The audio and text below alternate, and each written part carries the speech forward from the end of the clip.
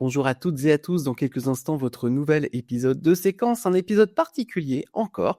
On tente de nouvelles choses puisque nous avons invité un druide et il a accepté notre invitation afin de pouvoir le confronter à notre projet de série que nous avons avec Maxence Pierrard, moi-même, Joris Morio et Déborah Hatchel-Jarmon. Et qu'est-ce qu'il va penser de notre projet? Ça vous allez savoir juste après les petits audios de circonstance. Ce podcast vous est présenté par World Media Match. La plateforme mondiale dédiée aux professionnels du cinéma et de la télévision. Plus de 35 000 contacts vérifiés, une marketplace de concepts et des services pour booster tous vos projets. Que vous soyez producteur, diffuseur, scénariste ou distributeur, World Media Match est l'outil incontournable pour développer vos opportunités. Alors merci à eux de nous soutenir, rendez-vous sur worldmediamatch.com et connectez vos idées au monde. Ce podcast n'est pas un podcast ASMR. Bonjour à toutes et à tous, je suis David Fressineau. Et moi, c'est Maxence Pirard. Ensemble, on est scénariste et créateur d'histoires. Et justement, après des années dans ce métier, on s'est rendu compte que l'écriture reste encore un grand mystère pour beaucoup. Que vous soyez passionné de storytelling, scénariste en herbe, professionnel ou simplement curieux de savoir comment naissent les grandes histoires, il y a tellement à découvrir. L'écriture, c'est la base de tout projet, cinéma, série, documentaire, format court, et pourtant peu de gens connaissent vraiment les rouages derrière ces récits. C'est ce qu'on explore avec Séquence, notre podcast qui plonge au cœur de la création d'histoires. Tous les 15 jours, on reçoit des scénaristes, des réalisateurs, des producteurs, des créateurs pour décortiquer leur parcours, leurs méthodes et leurs astuces. Et ce n'est pas juste pour les scénaristes, tout le monde peut y trouver de l'inspiration, que vous soyez auteur, créatif ou simplement fan d'histoires bien racontées. Et si vous aimez ce qu'on fait, vous pouvez nous soutenir pour nous permettre de produire encore plus régulièrement. Rendez-vous sur Patreon ou Tipeee via les liens en description. Le podcast est disponible en audio sur Spotify, Apple Podcasts, Deezer et sur YouTube. Alors abonnez-vous, activez la cloche, mettez-nous 5 étoiles. Et maintenant, place à l'épisode. J'ai plus de 20 scénaristes sous contrat. Henri, c'est François. Écoute, je te rappelle au sujet de notre scénario. C'est ça qu'on appelle un flashback? Nous sommes au regret de devoir vous annoncer que votre manuscrit n'a pas été retenu par notre comité de lecture. On ne peut plus se payer le luxe d'investir dans des choses aussi superflues qu'un scénario. Tu sais bien que je lis jamais les scénarios. Je vais lui faire une offre qu'il ne pourra pas refuser. Quand il s'agit de faire un film, les rêves ne suffisent pas. Je crée pour vivre.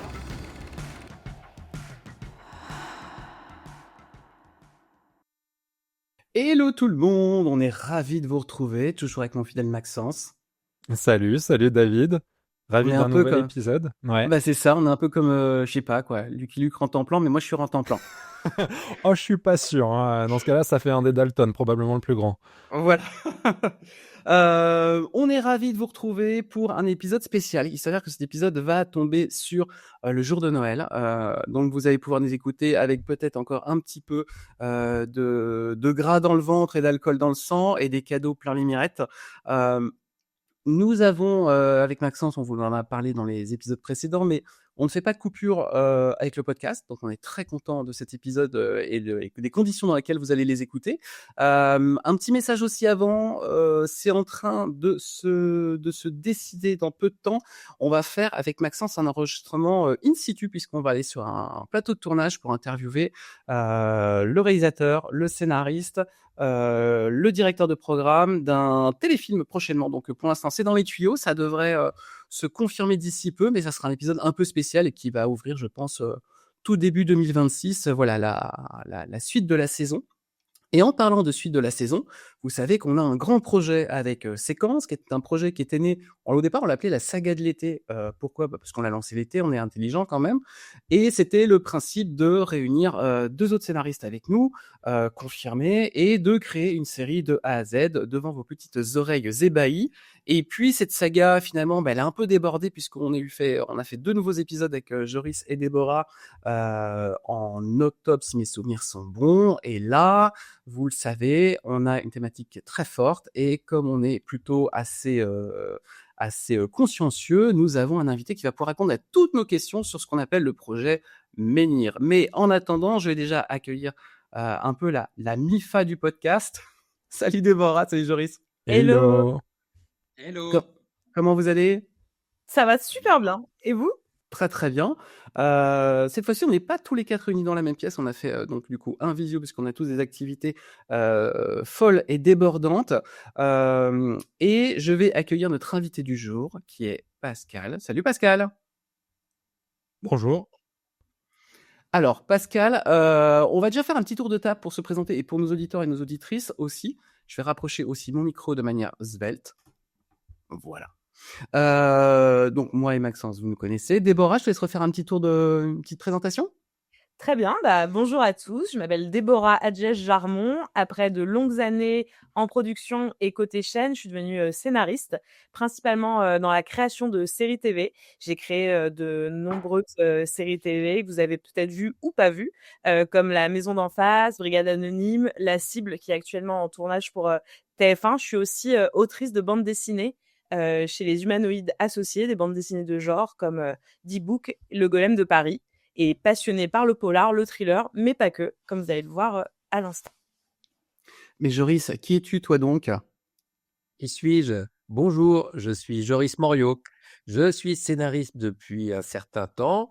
J'ai commencé dans l'animation, alors le scénario de dessin animé à la télévision. J'ai fait ça pendant une dizaine d'années avant de me tourner vers la fiction. Donc aujourd'hui, j'écris principalement des séries télévisées. J'ai créé aussi un peu pour le cinéma. J'ai créé aussi des séries comme Les Grands ou co-créé une série comme Le Remplaçant. Dernièrement, je travaillais aussi sur un peu de polar, notamment Surface qui est passé sur France Télé. Et voilà, je suis très heureux d'être là et content d'interviewer quelqu'un qui va nous éclairer sur notre série, j'espère, Pascal. J'espère. C'est le but. Maxence, je te laisse faire le premier petit disclaimer de ce podcast. C'est ça. Donc, si aujourd'hui on vous a tous réunis et notamment on a accueilli Pascal Lamour avec nous, c'est simplement parce que c'est important de rentrer en fait dans de la recherche en tant que scénariste, notamment sur des sujets qu'on connaît peu, pour s'assurer qu'on n'est pas trop loin non plus de ce qu'on est censé dire et de ce qu'on veut dire, et qu'on reste un petit peu dans les clous. Donc aujourd'hui, voilà, on accueille Pascal Lamour qui est druide et qui justement va nous aider et nous éclairer un petit peu sur sa fonction et sur cette vocation, j'ai envie de dire, en rapport avec notre série. Et Pascal, pour la petite anecdote, on s'est déjà croisés sur plusieurs documentaires, tournages, et puis on a pas mal de connaissances en commun. Donc c'est vrai que quand on a parlé de trouver quelqu'un qui va pouvoir nous parler de ces traditions, de la culture, des rites en tout cas liés au druidisme. J'ai tout de suite eu le nom de Pascal en tête et je l'avais d'ailleurs, pour la petite info, je l'avais dans le premier podcast très en tête, mais je voulais pas encore m'avancer. Je savais pas si on allait avoir quelque chose on va dire de correct à présenter dans un premier temps. Déborah, je te laisse aussi faire une petite précision de ton côté. Exactement. En fait, la petite précision, c'est qu'on est des scénaristes consciencieux. On aime beaucoup ce travail de documentation qui nous paraît vraiment nécessaire, notamment sur des sujets aussi sérieux que celui qui nous amène ici. Après, l'idée, ça va être ensuite de vous montrer comment on utilise le réel, la documentation, et comment, par nécessité, par moment, on va devoir des fois un peu s'en éloigner, romancer, tout en restant le plus authentique possible, le plus crédible possible. Et du coup, rentrons dans le cœur des débats. Joris, je te passe la parole. Oui, donc je vais pitcher, mais de manière courte, le projet qu'on a, donc qui s'appelle pour l'instant Menhir. Menhir ou Les Gardiens, d'ailleurs, on a 2 titres de travail. Et voilà, et ensuite, on pourra en parler. S'il y a des questions, d'abord les questions-réponses sur le projet, bien sûr, faut se sentir libre de les poser. Mais donc j'y vais. C'est un pitch in progress, comme on dit. Donc, il n'a pas été complètement verrouillé par l'ensemble de la room, mais le voici, tel que je peux le livrer. Alors, c'est l'histoire de Rosen. Rosen, qui est une femme qui a la trentaine, qui est médecin, et qui revient sur son île natale en Bretagne après 10 ans d'absence. Elle reprend contact avec tout ce qu'elle a laissé derrière elle, à commencer par son père, Jean, qui est très malade et qui est un homme qui est toujours aussi secret et rugueux. Et les relations sont un peu compliquées entre ces deux-là.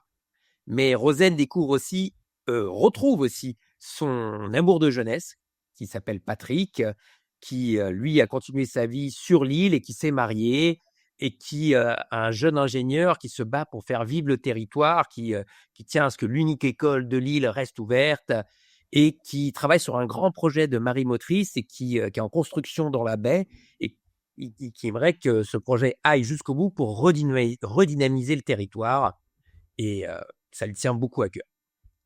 Les retrouvailles de Rosen avec les gens qu'elle retrouve sont quand même plutôt difficiles, hein, comme à l'image des retrouvailles avec son père, parce que elle a fui en quelque sorte l'île il y a 10 ans et on a tendance à lui reprocher. Et pour autant, il y a toute une partie de l'île, des gens qui sont contents de la voir parce qu'elle est médecin et ces derniers jours, ces derniers temps, il y a des phénomènes un peu étranges qui arrivent, les gens tombent malades, des animaux aussi, comme une espèce de curieuse épidémie qui donne pas son nom. Et comme il y a un déficit de médecins sur l'île, on la sollicite pour ça. Ça tombe bien. En fait, ces maladies bizarres qui circulent, il y a toute une partie de la population qui accuse la marée motrice, qui est en construction, d'en être à l'origine. Mais Rosen va découvrir assez vite que peut-être la vérité est haute quand elle voit son père Jean qui fait un AVC et qui refuse qu'on appelle les secours, qui se rue en dehors de chez lui, qui va au fond du jardin et qui, dans la forêt qui est attenante à son jardin, découvre un menhir qui était un peu caché, pose les mains dessus et reprend l'énergie comme s'il ne lui était rien arrivé, comme ça, d'un coup. Rosen est témoin de ce miracle médical. Elle n'en croit pas ses yeux, parce que ça va à l'encontre de tout ce qu'elle croit. Mais pourtant, la réalité est là. Jean est l'héritier d'une lignée de gardiens de ces menhirs qui ont l'air assez spéciaux et qu'il est l'un des derniers représentants de cette lignée de druides, en fait, qui garde ces menhirs. Et il tient à ce que Rosen reprenne le flambeau, bien qu'il ait choisi en son absence un autre héritier spirituel qui s'appelle Gauthier, avec qui Rosen va rentrer en conflit. Merci. Rosen... excuse-moi. Excuse-moi, tu continues, c'est ça? Non, j'ai terminé une petite dernière truc. Vas-y. Donc voilà. L'histoire de Menhir, c'est ça. C'est l'histoire de Rosen qui ancre dans ce microcosme et qui doit affronter ses culpabilités, son passé, le mystère de sa naissance pour lequel son père a peut-être des profondes rancœurs, et au bout du compte, soit décider d'embrasser son héritage, de prendre la suite de son père, ou au contraire, de s'opposer à lui pour rétablir l'équilibre, l'énergie et garder l'équilibre naturel de la région intact. C'est ça, Menhir. Et parfait.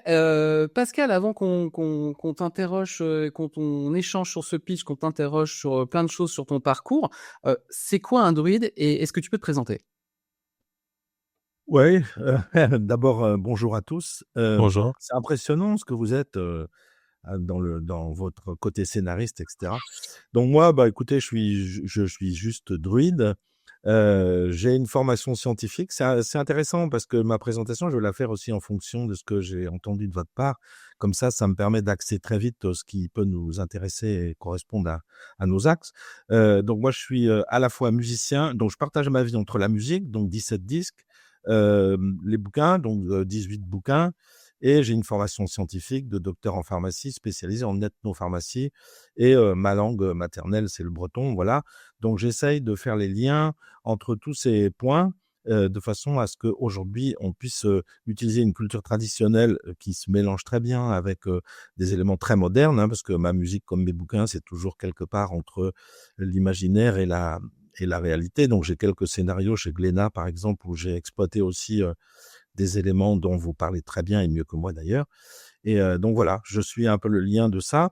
Et donc un druide aujourd'hui, c'est quoi? C'est un gars tout simple qui a la chance d'avoir été au bon endroit au bon moment. En ce qui me concerne, ça veut dire que j'ai eu la chance d'être initié par des gens qui avaient déjà du savoir avant moi, qui me l'ont transmis et qui m'ont donné le nom druidique Liamanengun, qui veut dire lien de tradition. Et le druide que je suis aujourd'hui, c'est quelqu'un qui doit transmettre. Alors druide, c'est un mot qui veut dire celui qui sait fidèlement. En gaulois, c'est un mot gaulois, druide. Et aujourd'hui, 2000 ou 3000 ans après, je suis toujours celui qui essaye de savoir fidèlement et surtout de le transmettre.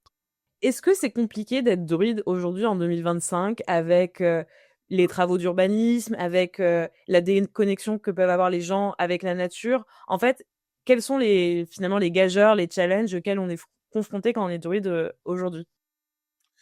Alors, ça, je pense que chaque druide est différent et aura un point de vue là-dessus. Druide, c'est pas quelqu'un qui est en lien avec la nature, c'est quelqu'un qui reconnaît que la nature fait partie d'un ensemble avec les animaux, les végétaux, les humains, etc. C'est un monde global, et dans ce monde, les choses s'interpénètrent et se complètent pour donner le mouvement général des cycles qui se renouvellent. Donc, à quoi on est confronté finalement?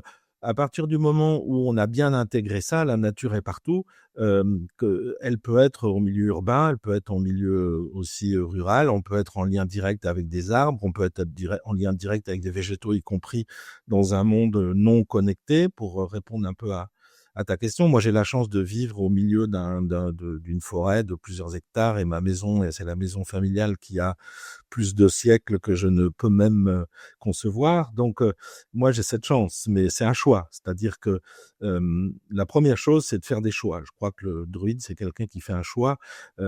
C'est de dire que finalement, on va aller vers quelque chose qui est essentiel pour soi et on va écouter son instinct. Pour moi, c'est fondamental. Voilà ce que je peux répondre. Alors, on est confronté évidemment à des tas de choses, parce qu'on peut être considéré comme des doudingues des fois, parce qu'on va avoir une réflexion qui va être au-delà de la démarche scientifique. Mais comme moi, je suis un scientifique à la base, j'utilise aussi la démarche scientifique pour essayer justement de comprendre les phénomènes qui nous permettent d'analyser en fait notre chemin, et on peut avoir une démarche scientifique et aboutir à quelque chose qui n'est pas forcément compréhensible. C'est tout à fait autorisé. La science n'explique pas tout, et si elle expliquait tout, elle serait déjà à l'arrêt. Elle ne pourrait pas avancer. Donc, la confrontation, moi, j'ai pas de confrontation réellement. Je vis très bien tout ça. Je vois beaucoup de gens avec qui j'échange plein de choses.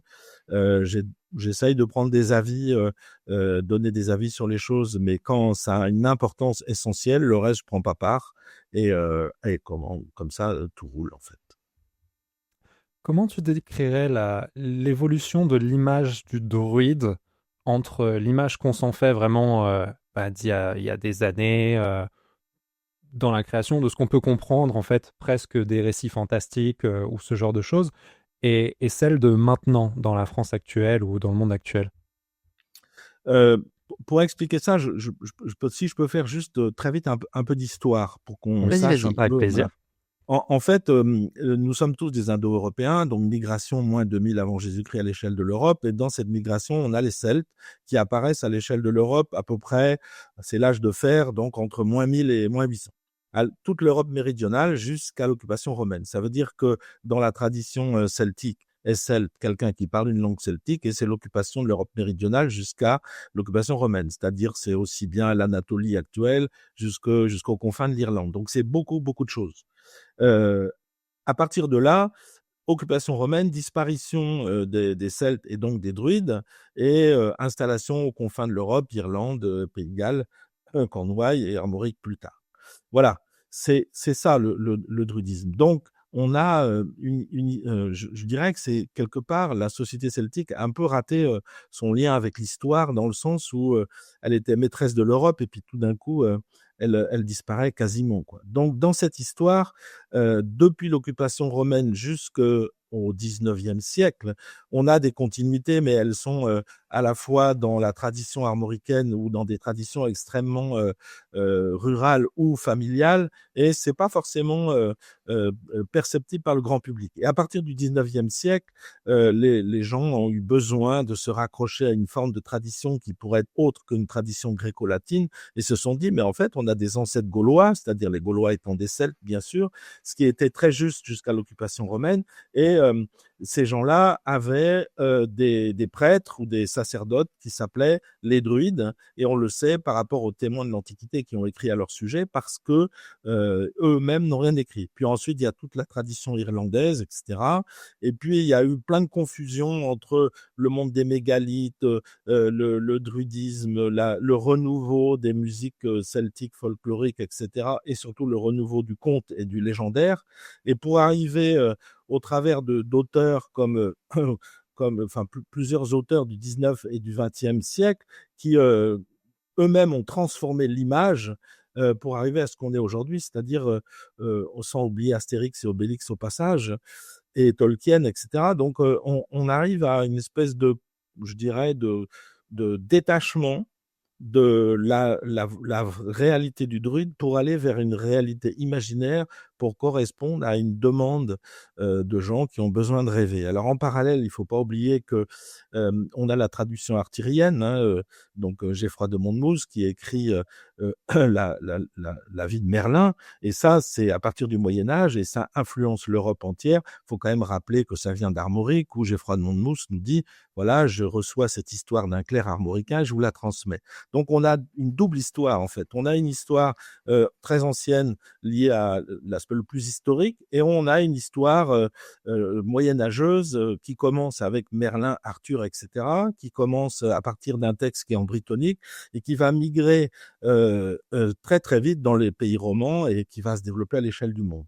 Et chacun va y aller être ses personnages, c'est-à-dire qu'au départ on a Merlin, Arthur et tout ça, puis après on va rajouter Lancelot, on va rajouter tout un tas de personnages et aller vers je dirais une observation personnelle du mythe et de chacun avec sa culture de le transformer. C'est le propre d'ailleurs de l'imaginaire et c'est très bien comme ça.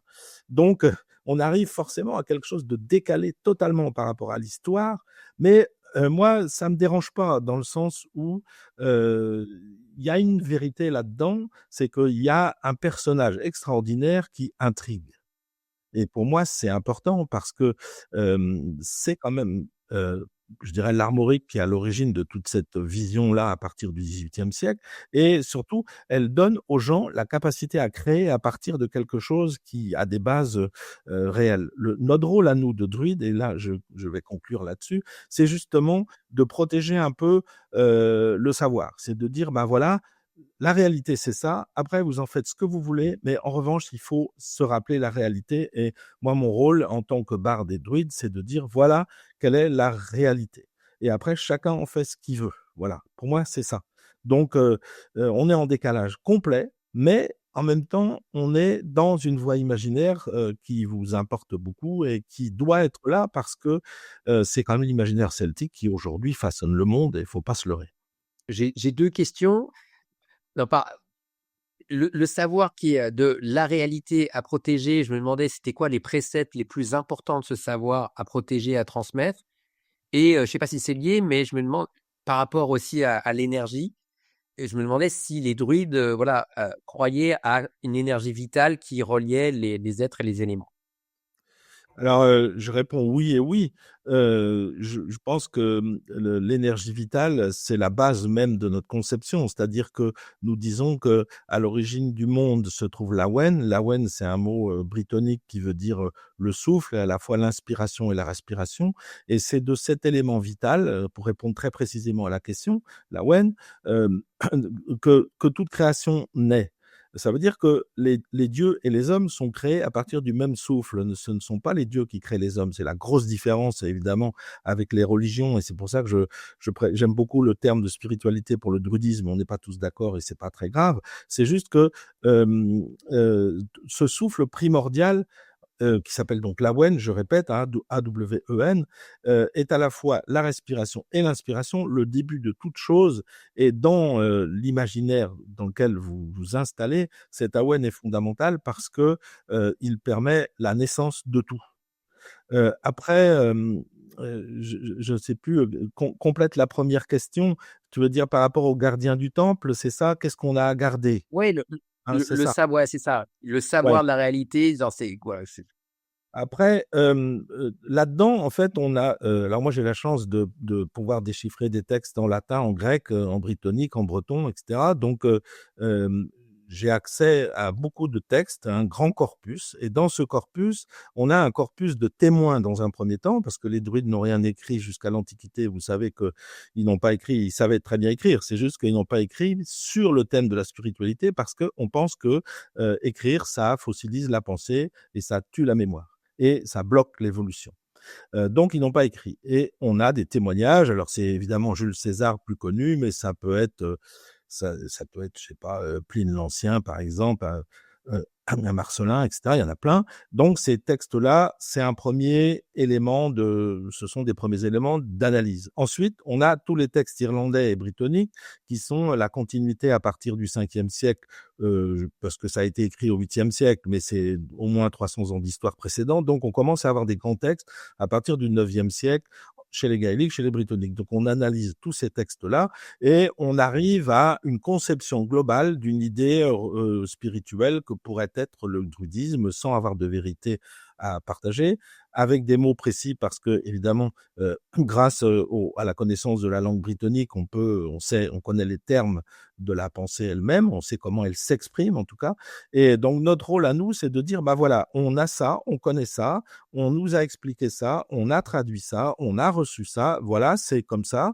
Et pareil pour les textes de Monmouth qui sont en latin, c'est de dire ça, c'est ce qu'on connaît. Voilà la pensée que ça donne. Nous, on est gardiens de ça et on va batailler pour qu'on ne dépasse pas cette connaissance. On ne cherche pas à l'extrapoler, à l'inventer, etc. Et on ne cherche pas non plus à dire qu'on a la vérité. Non, on a un corpus de texte et ce corpus de texte nous permet d'arriver à une idée et cette idée, on essaye c'est comme une valeur absolue en fait. On la met entre deux traits et puis on l'installe et après ça laisse la liberté à chacun et à nous aussi parce que c'est pas parce qu'à un moment donné on connaît quelque chose que on doit pas évoluer, etc. Mais par contre, il n'y a pas de certitude ni de vérité. C'est une proposition liée essentiellement à une conception qui vient de ce corpus de texte d'une part et qu'il faut expliquer aux gens. Il ne s'agit pas de se dire voilà, on sait ci, on sait ça. Il s'agit aussi de l'expliquer aux gens. Par exemple, de leur dire voilà, on vient de ce souffle commun qui s'appelle la Wen et ce souffle est la génération de tout. J'ai une question, Pascal, parce que dans notre projet de série, on a un de nos personnages, donc qui est un druide, qui aurait aimé transmettre ça à sa fille et elle n'est pas du tout réceptive par rapport à ça. Donc il a une sorte de fils spirituel à qui il est en train de faire cette passation, de transmettre ce savoir.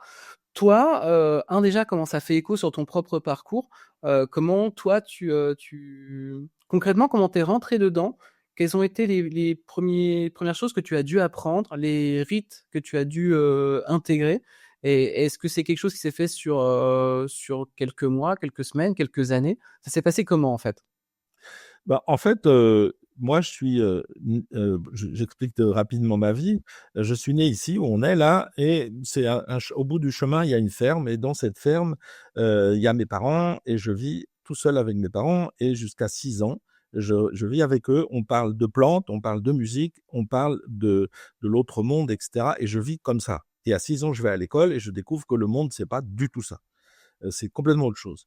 Et très longtemps après, je me dis, tiens, je vais faire des études de musique pour compléter ce que ma mère m'a appris. Je vais faire des études de pharmacie et de phytothérapie pour compléter ce que j'ai appris. Et puis, je vais m'intéresser à l'ésotérisme pour découvrir ce qu'est l'autre monde. Voilà comment je me construis. Et puis, avec ça, je pratique, je travaille, je fais des concerts, je vais à l'autre bout du monde. Grâce à ma musique, je rencontre, je sais pas, des chamans brésiliens, le candomblé, des cultes tutélaires au Vietnam, en Asie, etc. Et puis, quand je rentre chez moi, je me dis, tiens, c'est intéressant, mais il y a quelque chose qui me manque. Et là, et c'est pour ça que pour moi, il faut toujours être au bon endroit au bon moment. Et ça, c'est très druidique, en fait.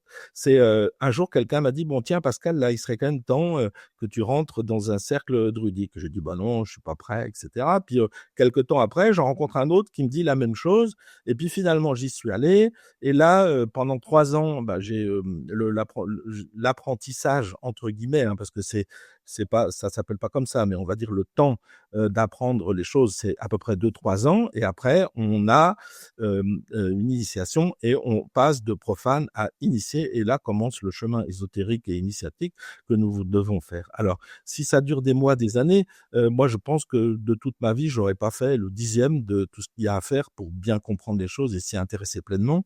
Rien que dans la musique, la phytothérapie, les plantes, etc. et la pensée philosophique, on pourrait passer 200 ans, quoi. J'ai même pas le temps.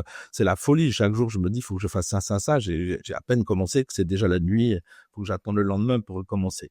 Et je trouve que il y a pas de délai, en fait. C'est-à-dire que quand on voit le texte ancien qui dit, voilà, ils apprennent, les élèves, entre guillemets, passent 20 ans chez les druides pour apprendre le druidisme, 20 ans, c'est totalement insuffisant, en fait. C'est le début de quelque chose. Et moi, ça fait plus de 40 ans maintenant et je sais rien, quoi, quasiment, encore. Mais je sais juste une petite chose, c'est que j'étais au bon endroit au bon moment. J'ai une petite question. Est-ce que, sur le principe, n'importe qui peut devenir druide à partir du moment où il y a cette sensibilité à cette spiritualité? Ou est-ce qu'il faut un ancrage familial, un ancrage au territoire? Est-ce que ça va être compliqué pour certains malgré une motivation de devenir druide? Alors, j'ai expliqué rapidement que dans l'Antiquité, la société celtique est celle quelqu'un qui parle une langue celtique. Et la fonction sacerdotale dans la société celtique, elle est remplie par le druide. Donc, théoriquement, le druidisme est forcément lié à la société celtique.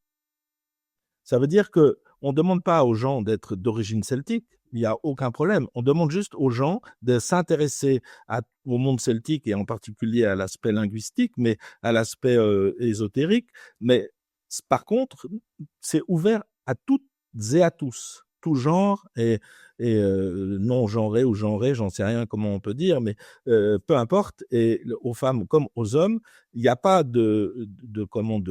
d'origine particulière et il n'y a surtout pas de transmission particulière. Moi, j'ai eu la chance d'avoir une transmission, mais c'est rarissime. Je pense que dans mon patelin ici, je suis à peu près le seul. Donc, il y aurait plus de druides, quoi, s'il fallait penser comme ça. Non, c'est ouvert à tous et à toutes. Et j'insiste vraiment là-dessus, à condition, et c'est là que c'est important, c'est de bien vouloir être en lien avec une culture qui est la culture celtique, parce que le druide est celui qui a la fonction sacerdotale dans la civilisation celtique, et je rappelle, est celle dans l'Antiquité, celui qui parle une langue celtique. Donc les nations celtes, la nationalité celtique et tout ce que vous voulez, tout ça, c'est du blabla, ça n'existe pas, c'est une extrapolation de quelque chose qui n'a jamais été. Simplement, la civilisation celtique représente vraiment une capacité de gens qui peuvent se comprendre autour d'un concept. Et c'est ça, moi, qui m'importe de dire pour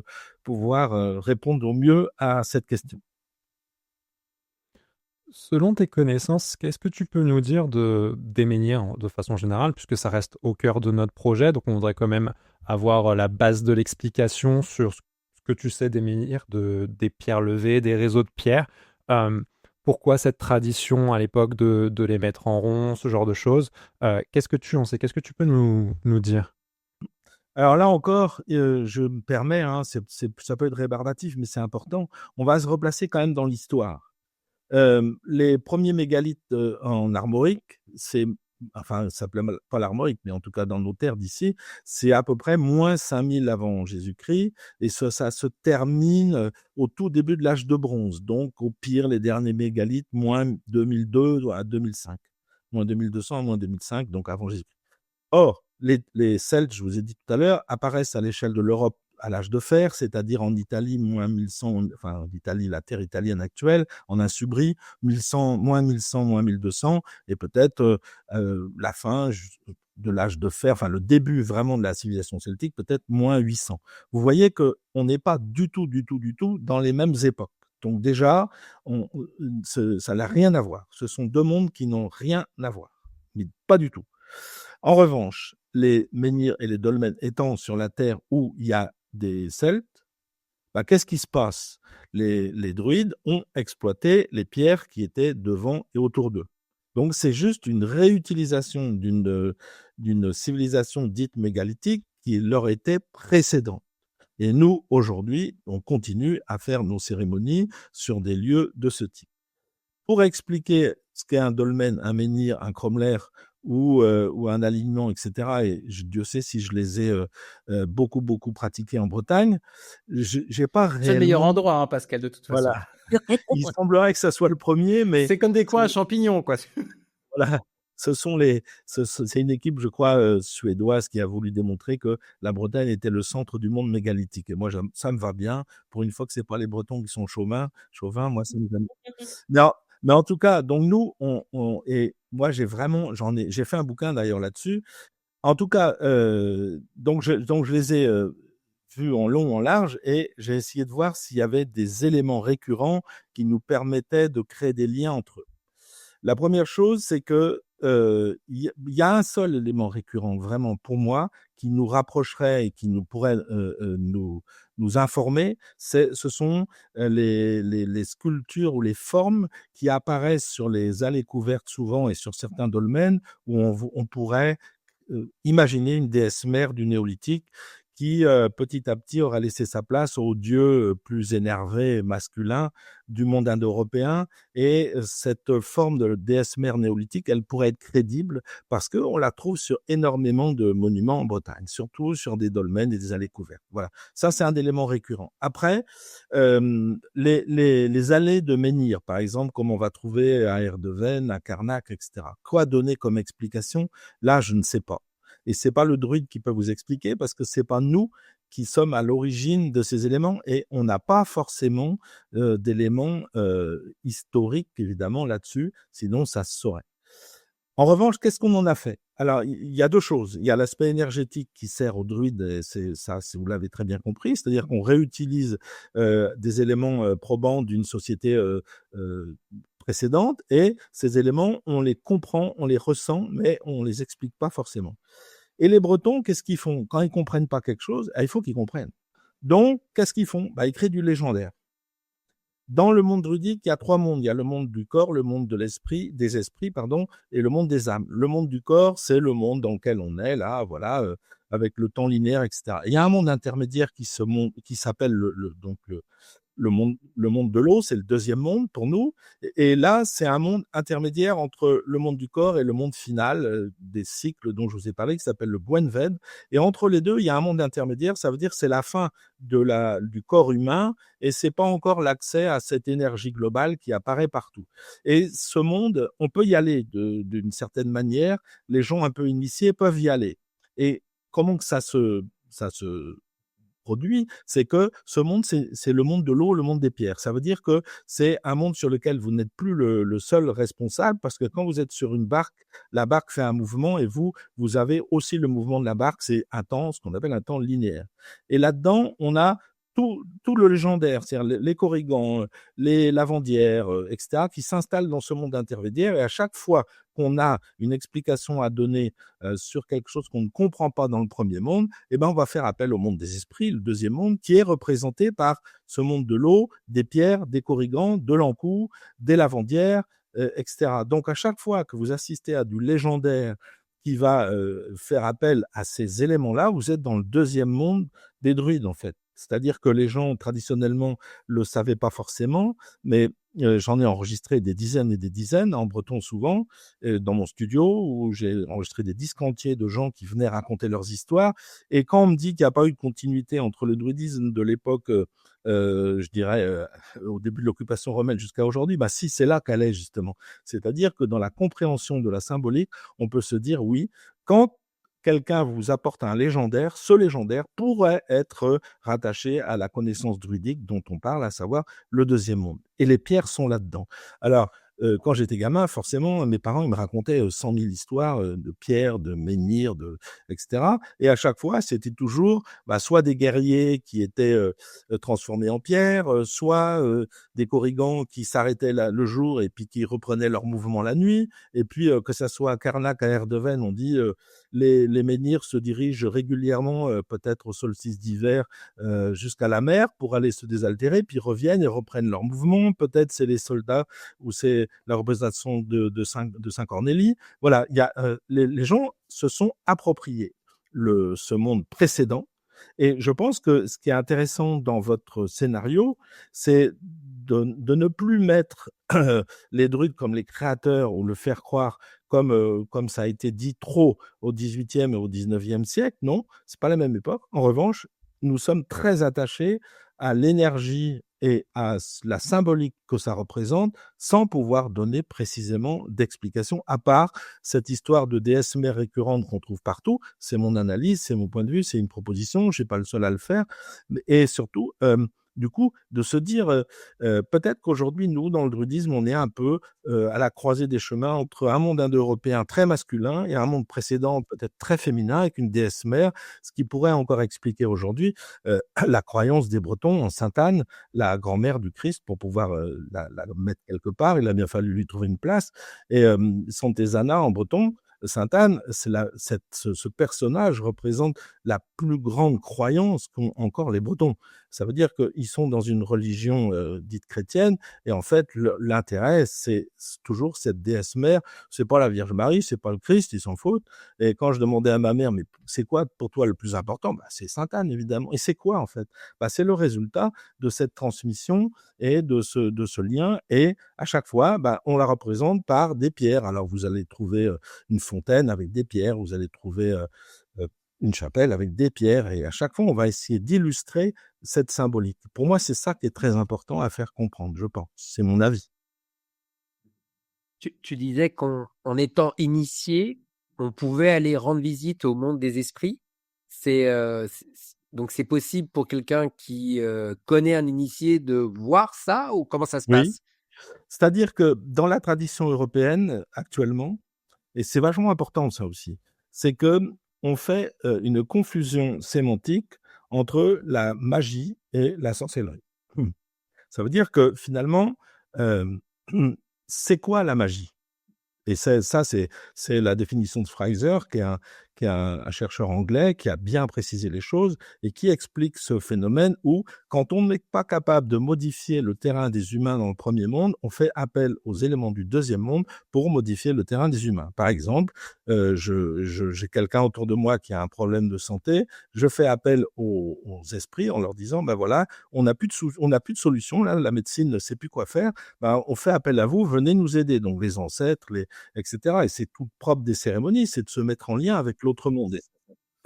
Ça s'appelle l'égrégore, c'est-à-dire qu'à un moment donné, on crée un mouvement, et ce mouvement est intermédiaire entre le monde des hommes et le monde des dieux. C'est aussi le temps de la Samin où tout s'interpénètre. Donc, ce monde intermédiaire, on peut faire appel à lui, et ça, c'est l'action magique, c'est l'action donc de la magicienne ou du magicien. Si elle est à visée négative ou destructive, ça s'appelle la sorcellerie, la magie noire, la magie blanche, ça n'existe pas.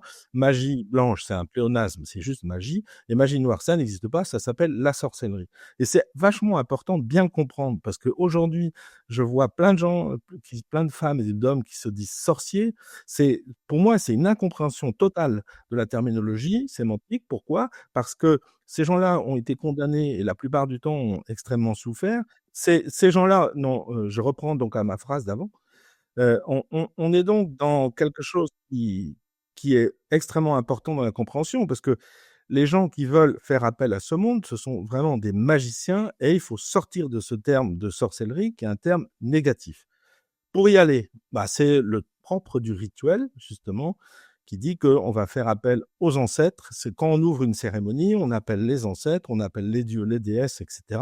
Et on leur demande de nous assister dans le mouvement qu'on va faire pendant un certain temps lors d'une cérémonie. Voilà, c'est un lien avec l'autre monde, qui s'appelle Erbed Aral en breton, donc l'autre monde. Nous, on est parti sur cette idée que sur cette île bretonne, il y a ce menhir qui a un pouvoir particulier, en tout cas de régénérer, et il y a une contrepartie. C'est-à-dire que quand tu te régénères, quand tu prends de l'énergie sur le menhir, en fait, il va enlever de l'énergie à quelqu'un d'autre. Et ça fait un peu écho à ce que tu disais sur les réseaux énergétiques. Est-ce que tu peux nous réexpliquer un petit peu ce système de réseau énergétique qui traverse la nature, et comment toi, en tant que druide, tu es amené à travailler avec elle? Alors, on a évidemment aucun élément scientifique qui est capable de prouver exactement ces histoires telluriques, bien que de plus en plus on ait des instruments de mesure, mais ça, c'est autre chose. Je dirais que le druide, et pas que les druides d'ailleurs, les gens qui sont autour des dolmens et des menhirs ont une compréhension particulière de ce lieu, parce que on sort de la conception scientifique dans laquelle on a une pierre sur une terre et voilà, il se passe rien.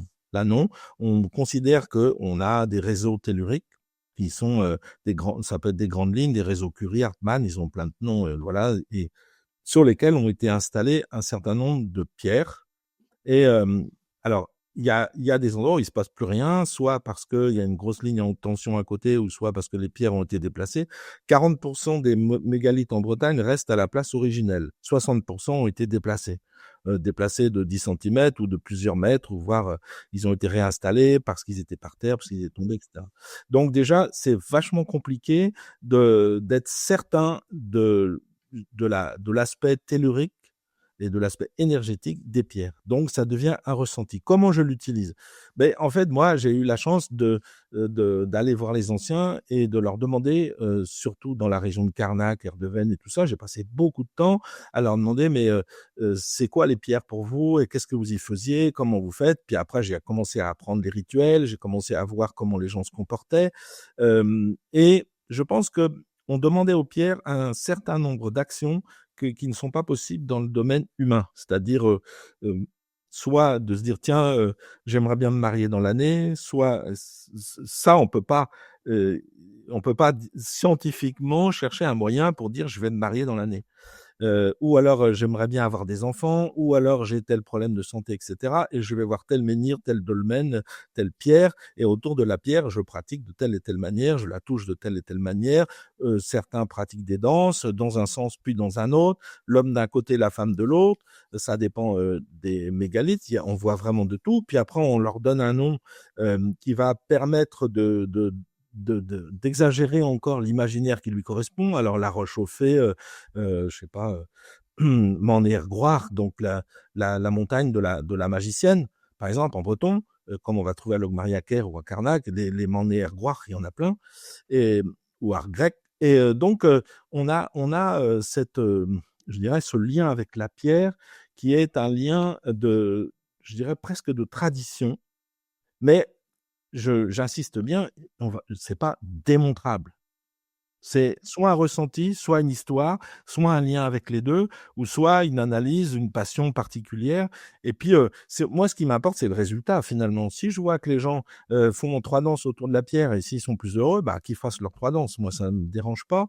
Et ça pourrait se comprendre dans l'aspect le plus spirituel par le lien avec le deuxième monde, qui est le monde des esprits, représenté par la symbolique de la pierre, et auquel on fait appel de plein de manières. Donc, par le rituel, pourquoi pas, par la danse. Si vous dansez un andro pendant 4 heures autour des pierres, ça va vous faire un drôle d'effet au bout d'un certain temps, et ça pourrait se relier à la trance telle qu'elle est utilisée aujourd'hui en techno, en électro ou en trance. Voilà, c'est la même démarche finalement, et simplement elle a un peu changé d'époque, c'est tout.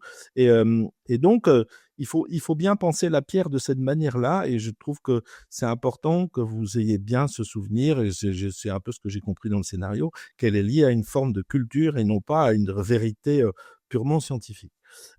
Après, est-ce qu'elle enlève de l'énergie à partir du moment où on donne de l'énergie? Non, dans la tradition celtique, non. Druidique, non. Parce que on est là pour toujours apporter l'énergie et non pas la prendre. Vous savez, on vient tous d'une énergie de départ, et voilà. Après, dans votre imaginaire, pourquoi pas, vous avez tout à fait le droit d'exploiter une connaissance pour la changer et la proposer autrement. Vous êtes des scénaristes, c'est le propre de votre idéal finalement. Bon, vous allez dire une connerie, c'est sûr, et alors? On n'est pas à ça près. Non, et puis, moi, quand je fais une chanson, ou quand je fais un scénario, ou quand je fais, je sais pas, quand j'écris des textes, soit je suis le gardien de ce temple dont on a parlé, et là, je suis hyper attentif. Après, vous pouvez faire tout ce que vous voulez avec l'imaginaire. Faut juste savoir qu'on s'autorise des choses, et qu'est-ce qu'on s'autorise. Comme ça, si quelqu'un vous dit quelque chose, vous dites, oui, on sait bien, mais alors, c'est quoi le problème? La magie, c'est quand même d'abord d'imaginer l'autre monde comme on en a envie. À mon sens, il y a pas à se faire de gêne, de dérangement, etc., de transformer. Il y a à savoir qu'on le fait. Pour moi, c'est ça un scénariste d'ailleurs. Alors j'ai une double question. À combien on estime le nombre de druides actuellement en France, si on peut l'estimer? Et mon autre question, c'est est-ce qu'il y a déjà eu, à ta connaissance, des dérives de la part de certains qui se revendiquaient comme druides, comme ça peut être le cas dans n'importe quel mouvement spirituel, des dérives sectaires, des mauvaises compréhensions, des mauvaises utilisations sur finalement, la fonction de druide et comment on fait finalement pour, empêcher ça? Est-ce qu'il y a une autorité aujourd'hui qui peut un peu réguler, vérifier, mettre au banc ceux qui finalement, utiliseraient mal, ces connaissances, Alors, dire combien il y a de druides en France, c'est assez compliqué parce que on n'est pas dans un phénomène décrit, donc on va pas aller noter le nombre de druides. Alors, je pense que je ferais plutôt un parallèle avec les druides du monde où il y a, je pense, on est plutôt 2 ou 3 millions. Il faut se rappeler dans l'histoire du XVIIIe siècle qu'il y a une partie du druidisme qui avait une réflexion mutualiste, donc qui a émigré aux États-Unis et avant l'apparition de la sécurité sociale, ils ont beaucoup participé à la diffusion du druidisme aux États-Unis. C'est pour ça qu'il y a beaucoup de druides là-bas. Chez les Anglo-Saxons aussi, parce que il y a le statut de religion maintenant. Dans certaines parties, certains pays étrangers, en tout cas, pas en France, mais ailleurs. Après, je dirais peut-être 400-500 en France, je dirais ça, mais bon, je sais pas exactement, c'est une proposition, je sais pas. Simplement, les druides initiés, on se connaît.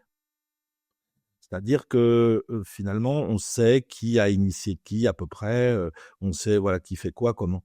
Après, est-ce qu'il y a des dérives et est-ce qu'il y a des gens qui cherchent à éviter ces dérives? Alors, il y a des dérives, oui. Il y a des gens qui cherchent à éviter ces dérives, oui.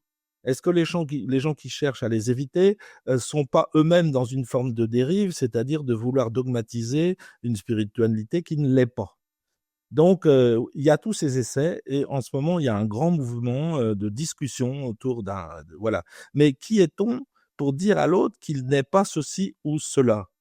Pour moi, ce qui importe, c'est que la personne ait été initiée par quelqu'un digne de ce nom, qu'on connaisse sa filiation et qu'il ait fait le chemin nécessaire pour être druide. Après, il fait ce qu'il veut. Je dirais, il est druide, moi, c'est ça qui m'importe. Il y a des gens bien, il y a des gens pas bien, c'est pas mon problème. C'est juste que, pour moi, personne n'a la possibilité de dire si un tel ou un tel est une personne bien ou pas bien et mériterait dans ce cas la possibilité d'être reconnu comme un bon druide ou pas. Pour moi, ça, c'est mon avis. Et je me bats justement, je prends pas parti d'ailleurs dans cette discussion qui a lieu actuellement. Pour vous répondre précisément, je prends absolument pas parti parce que ça ne m'intéresse pas. Moi, ce qui m'importe, c'est est-ce que les gens sont honnêtes avec ce qu'ils ont reçu? Oui, très bien, tout ça va bien. Les dérives, par contre, et c'est là que ça pose problème parce que il y a plein de gens qui se disent druides, qui n'ont jamais été initiés par personne, etc. Pendant tout ce temps où certains créent un système de contrôle qui est plus ou moins justifié, pendant ce temps-là, ils s'occupent pas des dérives qui sont en Suisse, en Italie, en Belgique, etc. Et il y a des formes de dérives où, évidemment, s'il y a un aspect commercial de dire qu'on est druide et que c'est rentable, il y a des gens qui vont l'exploiter. Après, quand on est druide, moi, je suis pas en retraite, faut bien que je vive. Donc, est-ce que je vais être druide le lundi, pharmacien le mardi, musicien le mercredi, écrivain le jeudi? Pas du tout. Je vais être quelqu'un dans Et son tout à la ensemble. fois, en même temps, le même jour, c'est un peu étrange aussi, en plus. Si tu Voilà, commences à c'est ça. accueillir des clients en chantant, en dansant Voilà. et avec des plantes. C'est pas gagné. Mais ce que je veux dire, c'est qu'on est chacun un ensemble de choses et dans cet ensemble de choses, on fait notre démarche. Je crois qu'il faut être honnête, il faut être capable de répondre à une filiation. Pour moi, c'est extrêmement important. Et à partir du moment où on sait qui a initié qui, voilà. Après, s'il y a des gens qui dérivent vraiment, on en parle avec eux. Mais personne n'a le droit de dire qu'il y a des bons druides ou des pas bons druides, parce que là, on rentre dans un phénomène c'est comme on pourrait dire un bon et un mauvais scénariste. Il y a des mauvais scénaristes et il y a des milliers et des milliers de personnes qui les suivent. Puis il y a des très bons scénaristes, puis il y a personne qui les suit. Vous savez bien comme moi. Et à un moment donné, s'il y a beaucoup de gens qui se fédèrent autour d'une idée, on aura beau dire que c'est tous des cons, il y a pas 50 000 cons, quoi. Il y a des gens, si quelqu'un est capable de passionner autour de lui par son scénario plein de gens, on n'est pas là pour juger. On est juste en train de se dire s'il y a un truc qui se passe. Et qu'est-ce qui souvent va faire que ça marche pas? Ça va être la jalousie ou l'envie. Et ça, c'est dans le druidisme. Je rappelle toujours, l'envie, la jalousie n'enlève rien, n'a pas lieu d'être. Pourquoi? Si vous êtes envieux ou jaloux de quelqu'un, ça va rien vous apporter à vous. L'autre le saura même pas. Donc c'est que contre vous que ça va se produire. Donc soyez dans une démarche de créativité, éliminez ce qui n'est pas forcément utile, regardez devant vous et allez-y et évitez de porter des jugements sur la valeur de l'autre, quel qu'il soit, et analysez pourquoi lui réussit et pas vous au pire, mais ou pourquoi lui il est druide, ça vous plaît pas sa manière de voir le druidisme, c'est pas grave, c'est un initié, il a une pensée, il faut qu'elle soit vaste et qu'elle soit en mouvement en permanence, et surtout, il faudrait pas qu'on rentre nous aussi dans une forme dogmatique qui déjà nous est reprochée à nos prédécesseurs et qu'ils ont extrêmement bien employé pour essayer de nous faire disparaître. Donc vous voyez, c'est un discours très complexe. Tout à fait. J'espère avoir un peu donné les axes. Donc moi, j'ai pris parti pour rien, en fait, dans cette affaire. Non, dans notre histoire, notre antagoniste se sert de la préparation d'une fête celtique pour pouvoir éventuellement amplifier ses pouvoirs ou son énergie. Est-ce que il y aurait une fête en particulier selon toi, si tu nous fais le topo de toutes les fêtes qui existent dans le milieu celtique, qui pourrait être en accord avec ça? Alors, ça dépend de ton scénario, en fait. C'est-à-dire que chaque fête pourrait mettre en œuvre une manière de s'adresser à l'autre monde différente suivant les cas. Le moment de l'année où tous les mondes interfèrent entre eux, c'est à la Saint-Main. Donc, c'est autour traditionnellement, parce que tout le monde n'est pas d'accord sur les calendriers, mais on va dire autour du 1er novembre. Samhain, normalement, en vieux celtique, ça veut dire milieu de l'été, donc on est un peu décalé. Oui, mais c'est la Bretagne, ça, Pascal. Tu sais, vivant aussi en Bretagne, parfois l'été, ça ressemble un peu au mois de novembre, quoi. Et surtout, il faut que ça reste comme ça. Et donc on pourrait dire que là, on sait qu'il y a 3 nuits de Samhain où les vivants et les esprits des disparus se rencontrent. C'est une fête assez forte dans ce domaine, et c'est le début de l'année celtique. Après, on a le milieu de la saison sombre, à savoir Brigantia, qui est au 1er février, qui est une fête essentiellement féminine. Si votre protagoniste est en rapport avec un monde féminin, c'est peut-être à ce moment-là que ça va être plus important de le présenter. Ensuite, on arrive à Beltane au 1er mai. Beltane, c'est le début de la saison claire, c'est le retour de la nature, et c'est les grands feux, parce que le solstice d'été va être à l'intérieur de cette fête-là, au mois de juin, et c'est les grands feux où les animaux traversent les feux d'ortie, où il y a toutes ces fêtes extrêmement populaires, dont les feux dits de Saint-Jean, dont Saint-Jean... il y a 2 Saint-Jean, l'évangéliste et le baptiste, et traditionnellement chez les chrétiens, et c'est issu de ces formes solsticiales là. Et donc Saint-Jean, les fêtes de Saint-Jean sont issues de ça. Donc si vous avez quelque chose autour du solstice d'été, bah voilà, vous pouvez le faire. Après, le 1er août, c'est l'Ugnazad, c'est le grand temps des initiations, c'est le temps des récoltes, c'est le temps du rapport avec le dieu Luc, qui est le dieu polytechnicien le plus important de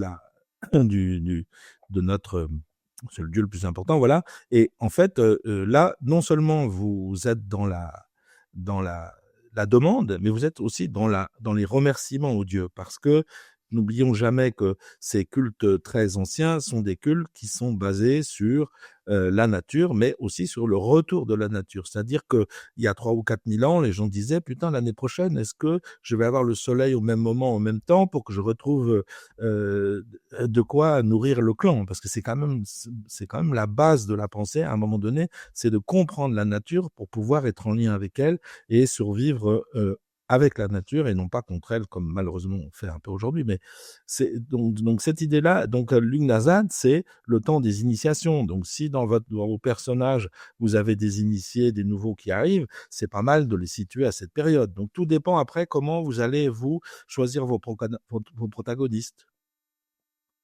Mais bon, fondamentalement, ça serait Samhain le terrain le plus logique.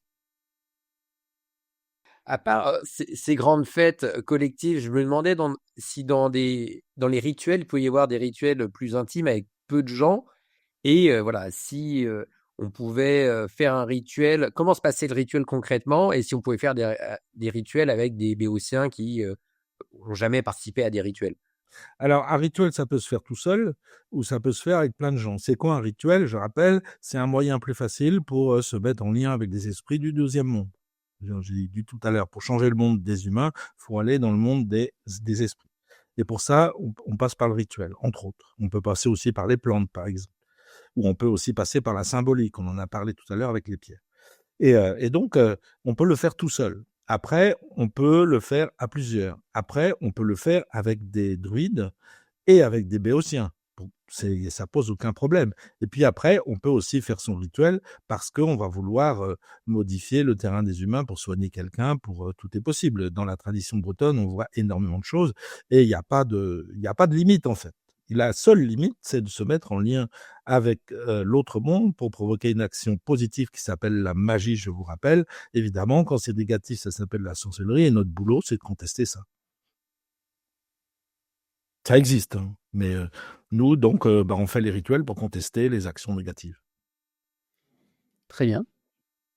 J'ai du mal à voir concrètement genre la variété de rituels qu'il peut y avoir, outre la danse, la trance, ça je vois bien. Mais sinon, avoir des exemples concrets de comment se déroule un rituel, ça m'éclairerait.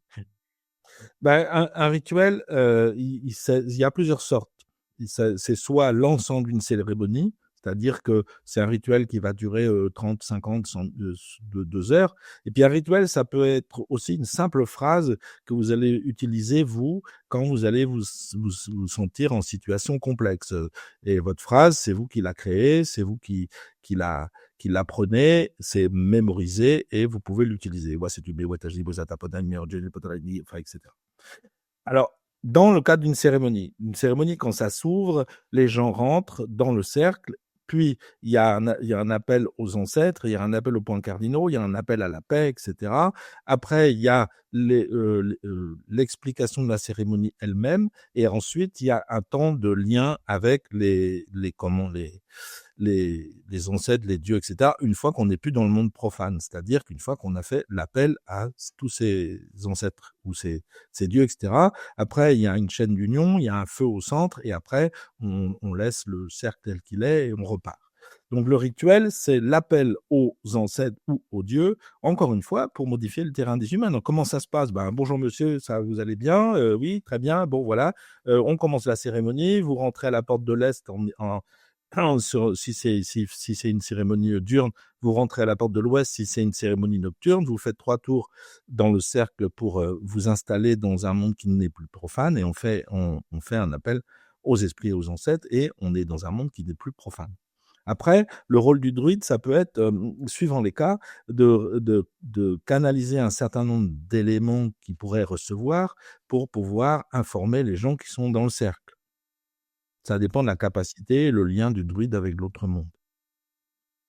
Je ne sais pas si j'ai répondu précisément, mais... Donc, c'est très pratique, en fait, hein. C'est vraiment, ce sont des temps cérémoniaux qui se suivent les uns après les autres pour partir du monde profane, rentrer dans le monde spirituel et ressortir à la fin, et laisser la nature telle qu'elle était à l'origine. Moi, j'avais participé à une cérémonie, je ne sais plus sur quel solstice ou en tout cas quelle était la fête, mais je me rappelle qu'il y avait une collecte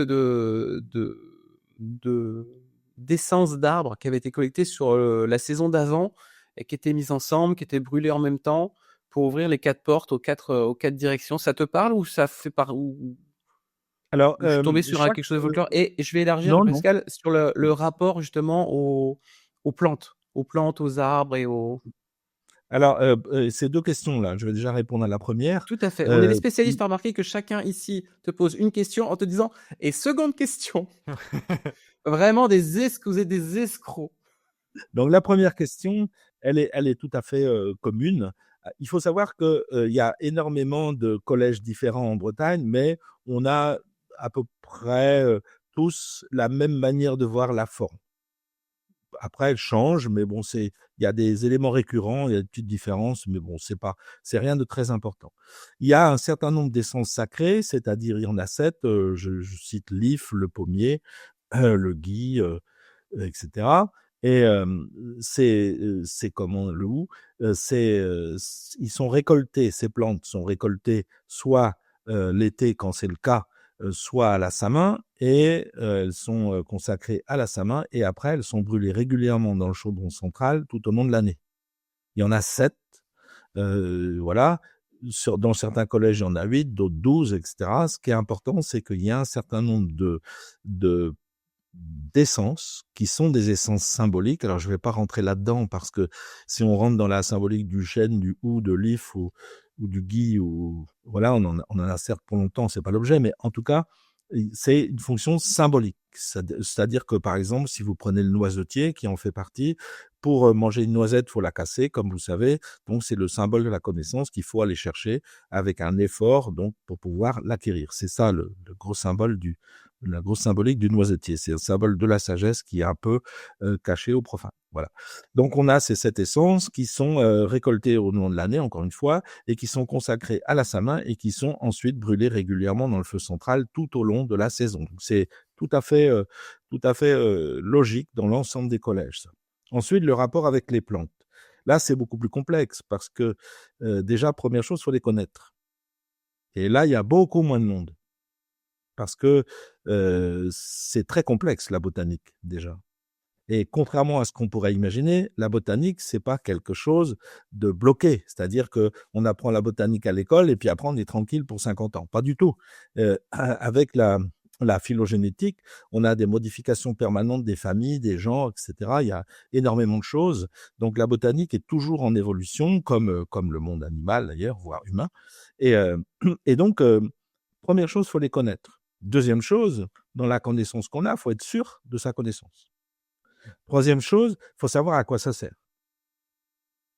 Et il n'y a rien de plus proche que 2 plantes, finalement.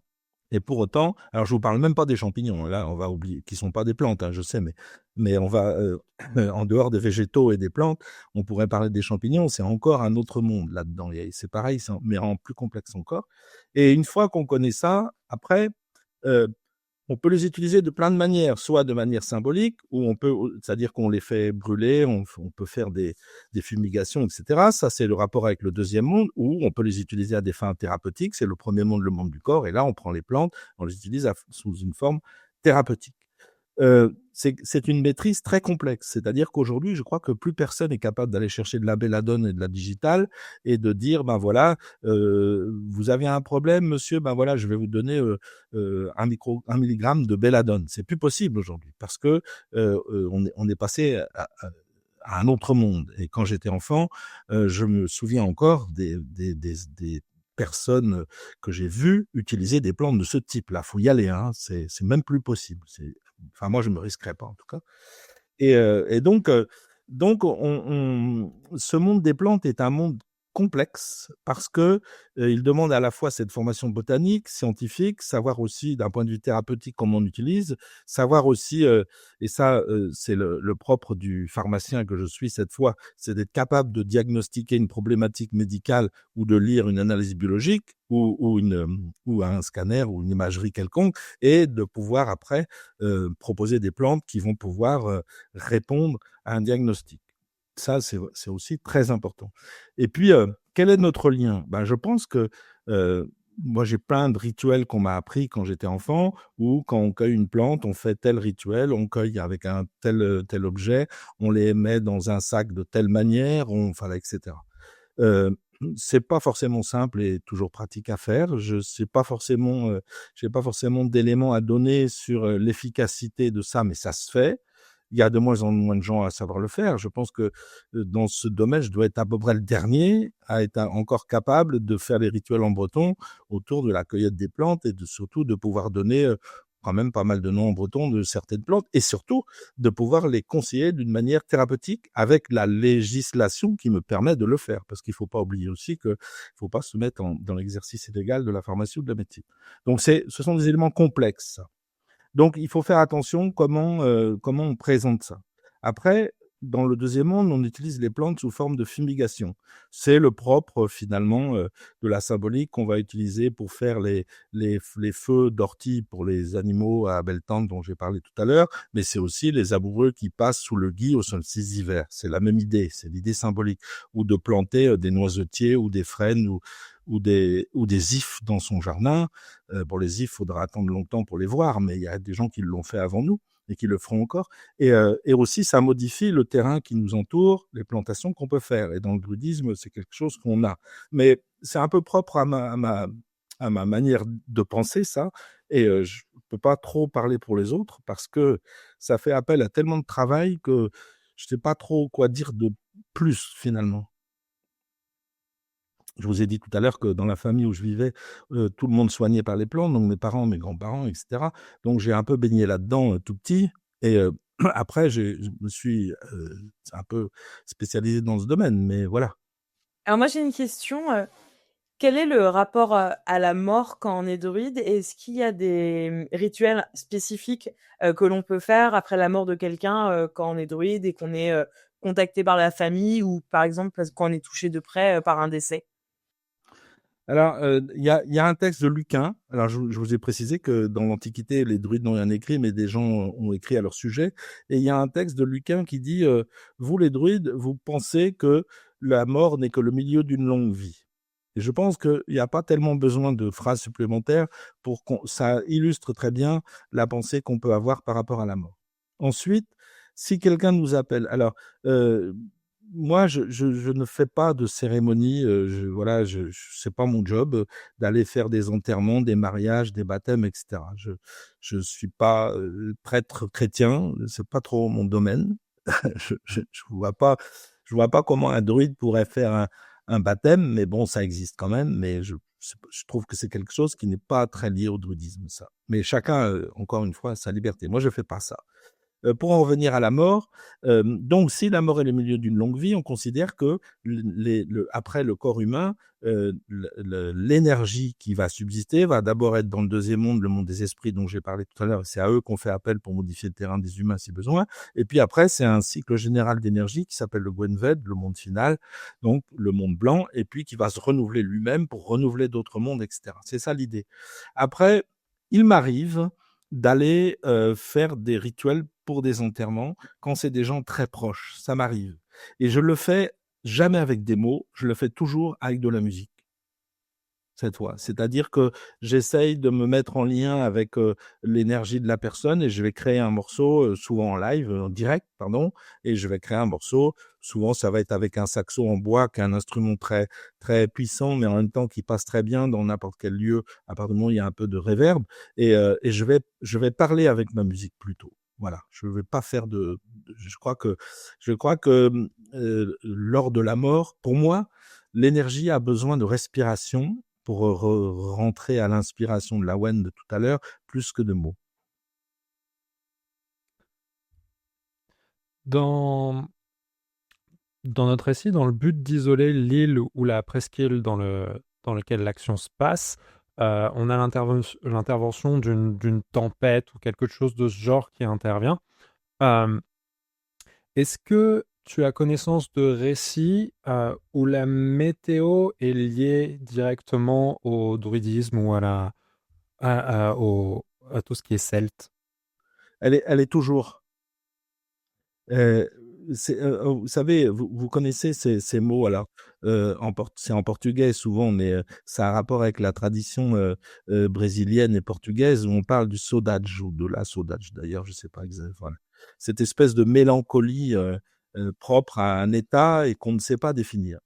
On a un mot en breton qui s'appelle anken qui exactement la même traduction. On peut pas, c'est la même chose, sauf qu'on peut pas le traduire non plus.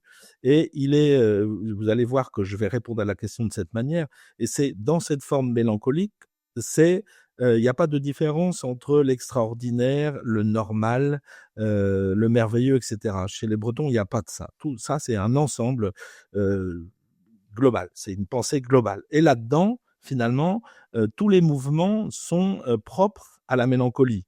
Et je pense que quand Chateaubriand écrit les Mémoires d'Outre-Tombe, je pense que à Combourg, qui est en Bretagne, donc je pense qu'il est dans le romantisme est dans cette expression.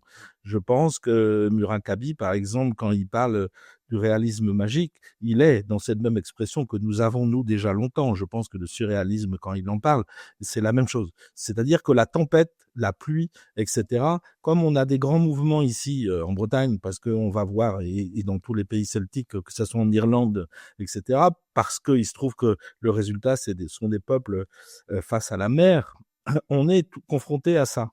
Et comme ce sont des éléments météorologiques qu'on ne dominera pas, mais qu'on ne cherche surtout pas à dominer, du coup, on les a folklorisés, on les a magifiés, on les a intégrés. Et donc, c'est tout le temps. Ça fait partie du monde des druides, bien sûr, mais je crois que ça fait partie du monde des Celtes, tout simplement. Non, par contre, moi, c'est marrant, c'est que avant le florilège de dernières questions qu'on va s'accorder chacun et chacune, ça fait quand même, enfin, moi, je trouve que les réponses de Pascal font quand même beaucoup écho à ce qu'on avait posé, en tout cas, entre les lignes énergétiques, le rapport aux tempêtes, à la tradition. Voilà, on n'a pas été, c'est plutôt rassurant qu'on n'ait pas été complètement à l'arrache sur tout Exactement. ça. Je vais poser ma première petite question de ce dernier tour de table. Il y a beaucoup de peuples premiers qui ont utilisé des substances hallucinogènes. On les utilise encore beaucoup en Amazonie, dans d'autres traditions ancestrales. Est-ce que, de tes connaissances, des livres dans lesquels tu as pu plonger tes yeux, est-ce que l'utilisation de substances hallucinogènes à un moment est arrivée chez les druides? Je pense notamment aux champignons, là, cette fois-ci, pas ceux qu'on récupère pour faire une bonne omelette. Mais est-ce que des substances hallucinogènes peuvent ou sont déjà rentrées dans le principe de la ritualisation? Alors, en fait, au départ, le mal en breton et en langue celtique, ça se dit drouk. Memeusdrouk de meshkwe, j'ai mal à mon épaule. Ça a donné le mot anglais drag et le mot français drogue. Ça vient donc du vieux celtique drouk. Ça veut dire quoi? Ça veut dire que finalement, une substance de soin, donc du droguiste, du pharmacien, donc la drogue, ou la substance stupéfiante anglo-saxonne, viennent d'un mot celtique au départ. Donc, il est impossible de ne pas imaginer que ces substances aient eu une forme ou une autre dans le monde traditionnel celtique. Le druidisme actuel, certainement pas. Le monde traditionnel en Bretagne, oui. Et moi, j'ai été témoin de ça.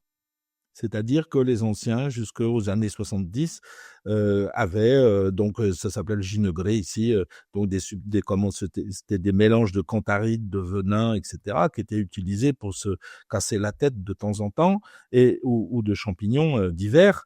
Et oui, j'ai largement vu faire ça, et c'était tout à fait traditionnel, tout à fait admis, etc. C'était très bien connu. Et surtout, c'était pas dans le but, c'était pas du tout dans la même dialectique que celle qui est utilisée aujourd'hui. Donc, on pouvait pas parler de substances hallucinogènes parce que le but n'était pas le côté hallucinatoire, le but était le côté rencontre avec l'autre monde, tout simplement. Donc, la potion magique sous diverses formes a forcément existé, oui. Mais elle n'existe pas aujourd'hui, je vous rassure. C'est pas l'objectif, n'est pas on n'est pas avec de la sauge ou d'autres plantes. Voilà. Oui, t'étais pas les soirs en bas d'un bâtiment en disant tu veux un petit bâton de sauge, quoi. Ça va. Voilà, c'est ça. Alors après, je sais pas ce que les gens font individuellement, mais là, ça serait violent, la sauge. Ça serait une autre histoire. Allez. Question, est-ce que l'action des humains dans la construction, la destruction de ce qui existe dans la nature peut menacer l'équilibre entre les mondes, comme détruire des forêts ou des symboles comme des menhirs? Est-ce que ça aurait une action négative justement sur l'équilibre? Alors, par rapport à la destruction des menhirs, c'est 80% des menhirs et des dolmens ont disparu, hein, à peu près. Il en reste encore plusieurs milliers en Bretagne, mais il y a beaucoup qui ont disparu ou qui ont été modifiés, changés, etc. Donc ça c'est la première chose. Et la question était donc, tu peux me redire précisément? Oui, si l'action humaine dans ces constructions-destructions de la nature, d'un équilibre existant où il n'y avait pas d'intervention humaine, est-ce que ça menace l'équilibre entre les mondes ou ou Alors donc d'énergie? par rapport aux pierres dont j'ai parlé, oui forcément, parce que si elles sont installées, si on pense qu'elles sont installées sur des lignes de force, des lignes telluriques, tout un d'éléments énergétiques, à chaque fois qu'on modifie la place des pierres ou qu'on met autour d'elles des éléments qui peuvent modifier leur énergie, oui, on va modifier le terrain autour de nous, ça c'est clair. Ensuite, par rapport à la nature. La nature, elle est fêtée au mois à Lugnasad, au mois d'août, je vous ai dit, parce que on fête à la fois les récoltes, parce que on va en avoir besoin pour le clan et on va espérer que la nature revienne l'année prochaine. La nature, elle gagnera toujours. C'est ça qu'il faut comprendre, c'est que les humains ont complètement oublié de réfléchir à ce problème. Je vais prendre un exemple très simple, c'est que quand j'ai fait mes études de pharmacie, mon père m'a dit un jour, toi, tu vois, tu auras un problème de moins que nous, c'est une fois que ton aspirine sera dans les rayons, tu seras pas emmerdé avec la tempête la veille de la récolte du blé. Et c'est toute la compréhension, c'est-à-dire qu'à un moment donné, la nature, elle s'en fout des humains, elle continuera son chemin. En revanche, c'est sur nous qu'elle va tomber si elle modifie. Alors, elle se modifie. Et moi, j'ai toujours des éléments comme ça traditionnels. Il y a en 1966 ou 67, il a été dit que c'était la fin du monde. Et donc, fin du monde. Donc, alors mes parents, tout le monde dit bon, c'est la fin du monde. Alors, toi, qu'est-ce que tu vas faire? Bah, ma mère, voilà, elle allait rester dans la cuisine. Et puis mon père m'a dit, bah, toi et moi, on va aller dans la porcherie. Et puis on va s'allonger et on va mettre des bottes de foin avec des plaques de bois sur nous. Comme ça, si ça tombe, on sera protégé. Et en fait, quand les Celtes disent à Alexandre le Grand, tu vois, toi Alexandre, on n'a pas peur de toi, on a peur que d'une chose, c'est que le ciel nous tombe sur la tête. Et mon père, il était dans cette continuité traditionnelle où il s'est pas imaginé que ça allait s'effondrer sous nos pieds, lui, pas du tout. La fin du monde pour lui, c'est un truc qui tombe du haut. C'est-à-dire, c'est la révolte des dieux. Et comme les dieux, les déesses, etc., dans la tradition, c'est le rapport avec la nature, c'est donc la révolte de la nature. Et là, on n'y peut rien, on peut qu'attendre. Et si on ne comprend pas ça, là, on peut avoir 10 bagnoles, 50 baraques, je sais pas quoi, des millions et des millions d'euros. Devant la nature qui se venge, on peut rien faire. Et notre société, elle croit qu'elle va continuer son chemin comme ça, en donnant à une minorité de la population les moyens de détruire tout le reste. Et c'est ça, le druidisme dit, mais non, c'est un tout. C'est la nature, les humains, les végétaux, les animaux, etc., c'est un tout, c'est une énergie globale, et dans cette énergie, on a besoin les uns des autres. Donc pour moi, c'est beaucoup plus grave que la question que tu poses, c'est que dans ta question, il y a une réponse plus grave encore, c'est que si on fait pas gaffe, c'est dans pas longtemps, en fait. Super. J'ai une question qui est de l'ordre, tu nous disais en début d'entretien que l'apprentissage d'un druide, il se fait tout au long de sa vie, qu'il est très long, et qu'il y a tellement de sujets qui ne peuvent pas être abordés au fur et à mesure, enfin, pas abordés, qui ne peuvent pas être appris.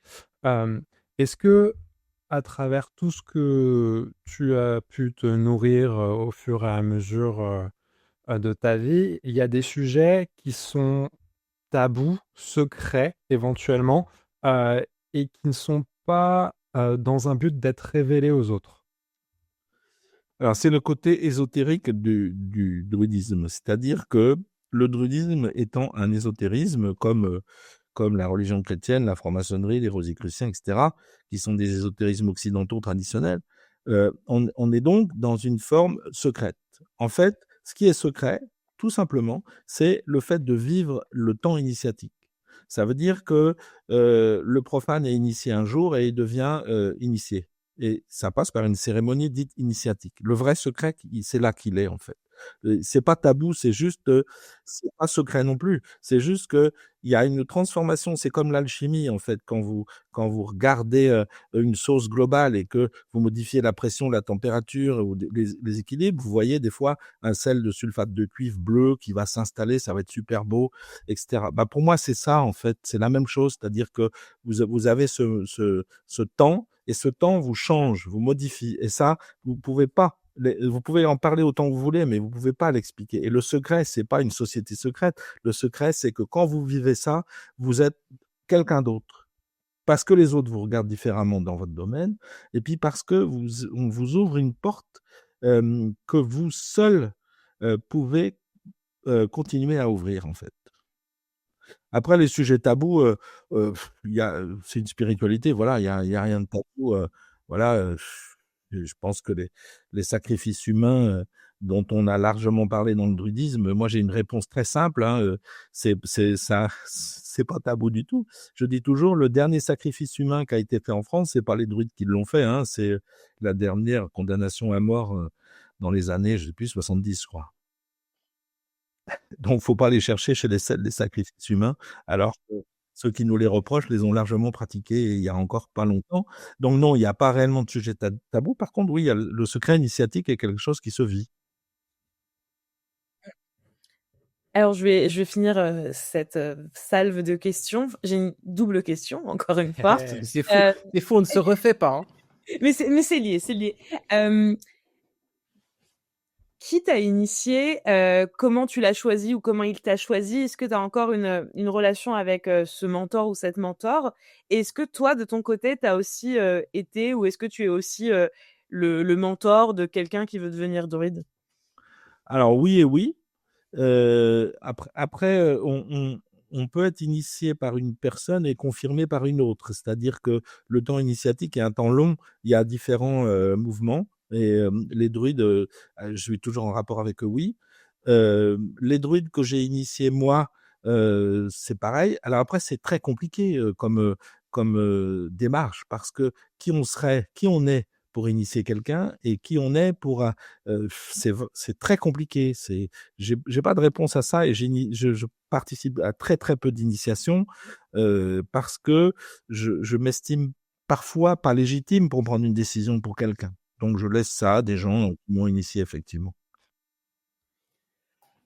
Avant de se quitter, Pascal, est-ce que tu as une petite recommandation à nous faire globalement sur le projet, sur quelque chose qu'on n'aurait pas abordé pendant cet échange? Alors moi j'ai juste une chose, c'est que j'ai abordé les phénomènes les plus simples du druidisme pour que vous puissiez vous faire une idée sans rentrer dans les détails. Si après il y a des détails qui vous chagrinent, on pourrait toujours aborder un détail de ce type. Vous pouvez tirer sur la ficelle de mes connaissances. Voilà. Je suis resté quand même très très dans le compréhensible, même si parfois on rentre dans le sensible. Ce que j'ai à dire, moi, j'ai entendu au départ une espèce de peur d'un jugement de gens qui viendraient peut-être remettre en cause une forme de scénario. Ça reste toujours de l'imaginaire, donc on n'a pas à juger ça. Je pense que soyez à l'aise avec ça, si je peux me permettre. Mais maintenant, encore une fois, libérez vos pensées et respectez d'où elles viennent. Je crois que c'est ça ce que j'ai à dire, moi. Je pense que Astérix et Obélix, par exemple, ils l'ont très bien fait. Ils le font moins bien maintenant, mais alors je suis pas allé voir la Lusitanie, mais ils l'ont très très bien fait au départ. En tout cas, c'est juste qu'ils avaient très bien compris comment ça marchait, donc ils avaient créé de l'imaginaire, mais avec quelque chose qui est plutôt assez juste, en particulier dans la lecture des textes de Jules César. Voilà. Ce que je peux dire, c'est soyez scénariste, en fait. Vous emmerdez pas. Merci Pascal, merci d'avoir accepté l'invitation. J'espère que j'ai répondu. Je sais pas. J'espère que ça vous a apporté énormément. C'était très précieux, merci beaucoup. Bon bah super. Ouais, je confirme complètement. Pour vous. Désolé pour les kills. Non, t'inquiète pas. Aucun souci, ça sera coupé. Vous qui nous écoutez, et que si vous êtes intéressé par le travail de Pascal, je mettrai les liens vers le site de Pascal dans la description de ce podcast, si vous avez envie de prolonger, découvrir son travail en tant que musicien ou en tant qu'auteur. Et ta chaîne YouTube, je mettrai tous les liens en dessous. Ça, je veux bien. Ouais. Merci de t'être prêté au jeu, Pascal, parce que c'était pas forcément évident. On a débarqué avec nos gros sabots, mais maintenant on sait qu'on va assumer complètement nos choix scénaristiques, donc et qui en plus font vraiment écho à ce que tu nous as dit, donc c'est vraiment chouette. Déborah Jory, c'est toujours un plaisir, hein, c'est la famille maintenant. Exactement, on nous a invités une fois et on reste. C'est magnifique, on va pouvoir partager les 2 € de retour publicitaire du podcast. Parfait. Moi je suis prêt à lâcher mes 50 centimes, ouais, carrément. Merci à toutes et à tous. Je vous rappelle que vous pouvez écouter le podcast sur toutes vos plateformes d'écoute préférées, que ce soit Spotify, Deezer, Apple Podcast, Amazon Music. Vous avez une version sur YouTube en vidéo, mais qui vous amènera pas grand-chose. Mais je sais que vous êtes certains à le consommer de cette manière. Et on se retrouve dans 15 jours pour un nouvel épisode. Salut, à ciao, bye bye. Salut. Ciao.